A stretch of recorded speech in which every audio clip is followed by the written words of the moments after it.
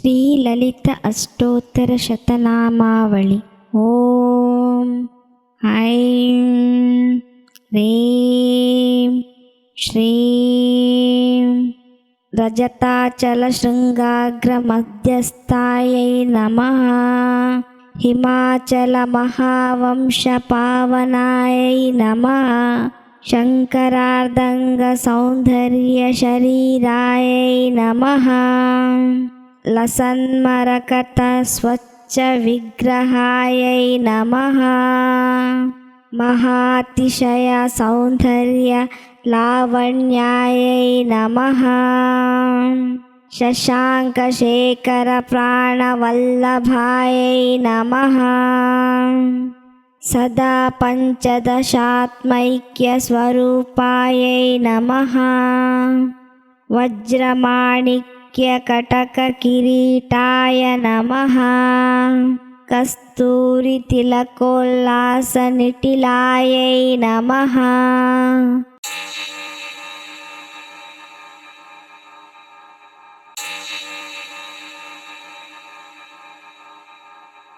భస్మరేకాంకితలసన్మస్తకాయై నమః. వికచాంబోరుహదలలోచనాయై నమః. శరచ్చాంపేయ పుష్పావనాసికాయై నమః. లసత్కాంచన తాటాంక యుగలాయై నమః. మణిదర్పణ సంకాశ కపోలాయై నమః. తాంబూలపూరిత స్మేరవదనాయై నమః. సుపక్వ దాడిమీ బీజరదనాయై నమః. కంబుపూగ సమచ్ఛాయ ఖందరాయై నమః. స్థూలముక్త ఫలోదార సుహారాయై నమః.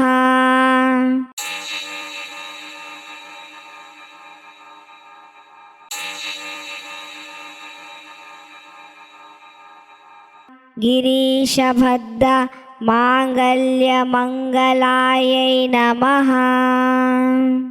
పద్మపాశాంకుశలసత్కరబ్జాయై నమః.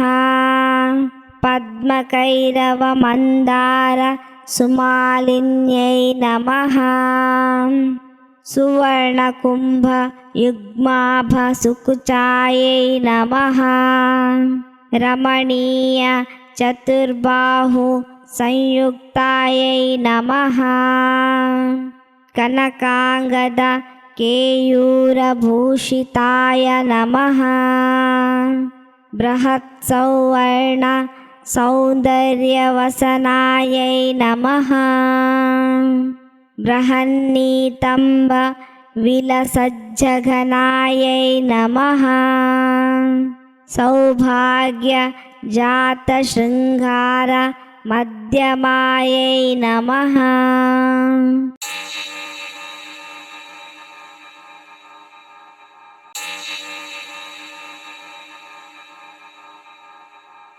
దివ్యభూషణ సందోహ రంజితాయై నమః.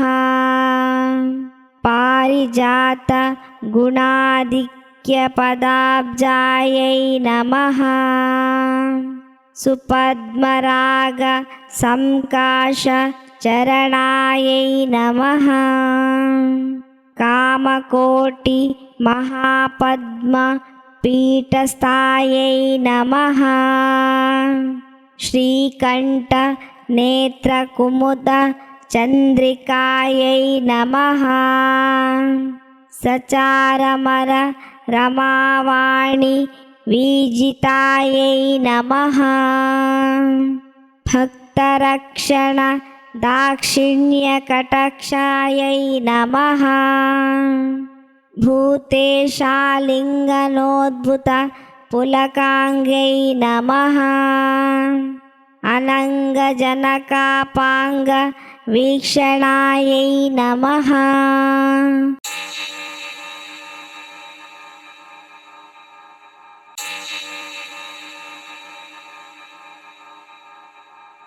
ब्रह्मोपेन्द्र शिरोरत्नरञ्जितायै नमः शचीमुख्यामर वधूसेवितायै नमः लीलाकल्पित ब्रह्माण्डमण्डलायै नमः अमृतादि महाशक्तिसंवृतायै नमः एकातपत्र साम्राज्यदायिकायै नमः सनकादि समाराध्य पादुकायै नमः देवर्षिभिः स्तूयमान वैभवायै नमः कलशोद्भव दुर्वास पूजितायै नमः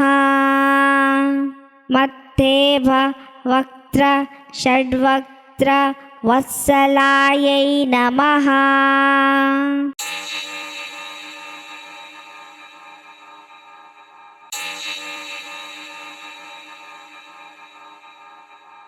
चक्रराज महायन्त्र मध्यवर्तिन्यै नमः चिदग्निकुण्ड सम्भूत सुदेहाय नमः शशांक खण्ड संयुक्त मकुटायै नमः मत्तहंस वधूमन्दगमनायै नमः वन्दारुजन सन्दोहवन्दितायै नमः अन्तर्मुख जननानन्द फलदायै नमः पतिव्रताङ्गनाभीष्ट फलदायै नमः अव्याज करुणापूर पूरितायै नमः नितान्त सच्चिदानन्द संयुक्तायै नमः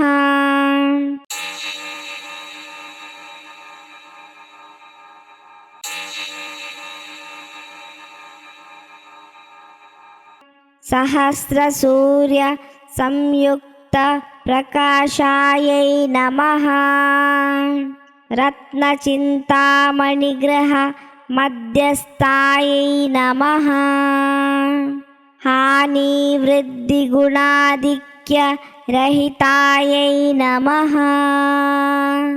महापद्माटवी मध्यनिवासायै नमः जाग्रत् स्वप्न सुषिप्तनां साक्षिभूत्यै नमः महापापौघ पापनां विनाशिन्यै नमः दुष्टभीति महाभीतिभञ्जनायै नमः समस्तदेव दनुज प्रेरकायै नमः समस्तहृदयां भुजनिलयायै नमः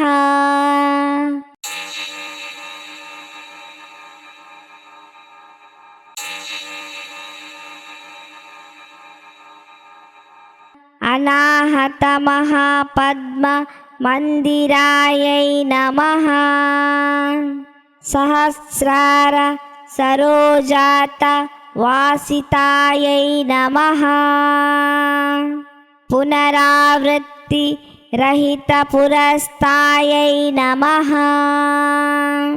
वाणी गायत्री सावित्री सन्नुतायै नमः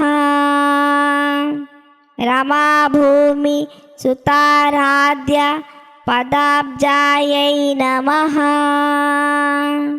लोपामुद्रार्चित श्रीमच्चराणयै नमः सहस्ररति सौन्दर्य शरीरायै नमः भावनामात्र संतुष्ट हृदयायै नमः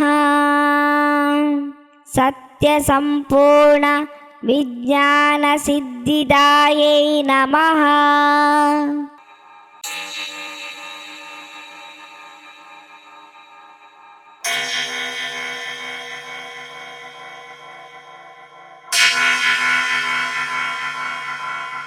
श्रीलोचन कृतोल्ल सफलदायै नमः। श्रीसुधाब्धि मणिद्वीपमध्यगायै नमः। दक्षाध्वर विनिर्भेदसाधनायै नमः। श्रीनाथ सोदरी भूतशोभितायै नमः। चन्द्रशेखर भक्तार्ति भञ्जनायै नमः। सर्वोपाधि विनिर्मुक्त चैतन्यायै नमः।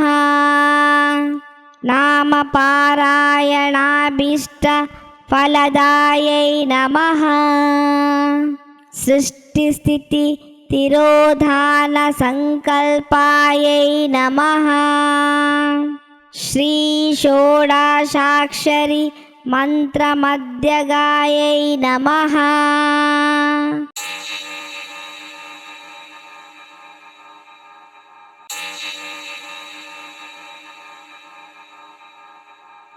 अनाद्यांत स्वयंभूत दिव्यमूर्त्यै नमः।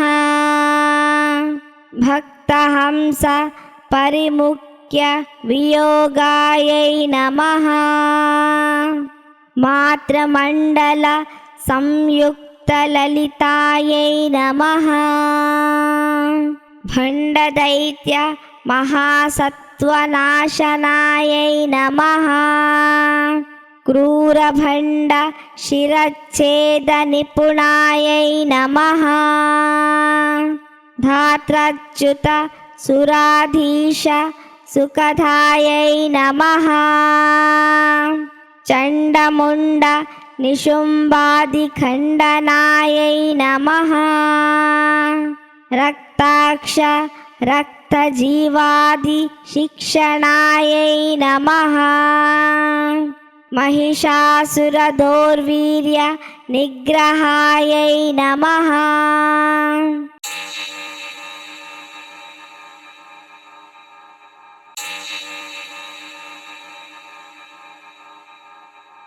अभ्रकेश महोत्साहकारणायै नमः। महेशयुक्त नटन तत्परायै नमः।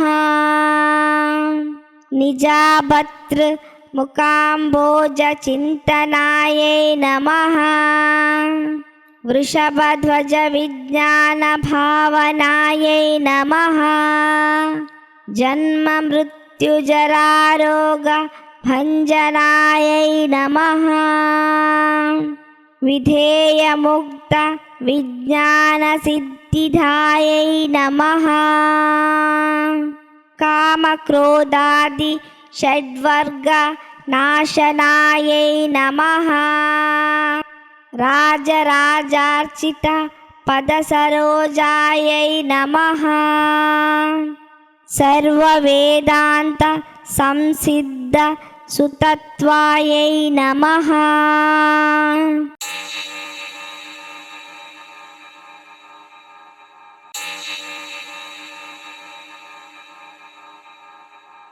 श्रीवीरभक्त विज्ञान विधानायै नमः। अशेष दुष्ट धनुज सूदनायै नमः। साक्षात् श्री दक्षिणामूर्ति मनोज्ञायै नमः। हयमेधाग्र संपूज्य महिमायै नमः। दक्ष प्रजापति सुतवेषाढ्यायै नमः। समबाणेक्षु कोदण्ड मंडितायै नमः। नित्ययौवन मांगल्यमंगलायै नमः। महादेव समायुक्त शरीरायै नमः। महादेव रथौत्सुक्य महादेव्यै नमः। శ్రీలలిత అష్టోత్తర శతనామావళి సంపూర్ణం.